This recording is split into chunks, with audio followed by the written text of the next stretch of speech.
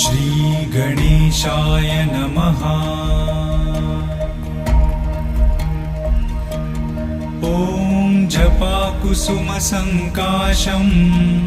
काश्यपेयं महाद्युतिं तमोरिं सर्वपापघ्नं प्रणतोऽस्मि दिवाकरम्।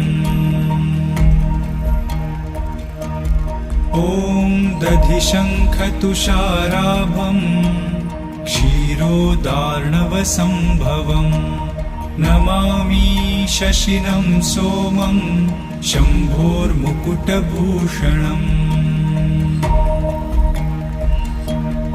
ॐ धरणीगर्भसम्भूतं विद्युत्कान्तिसमप्रभम् कुमारं शक्तिहस्तं च मङ्गलं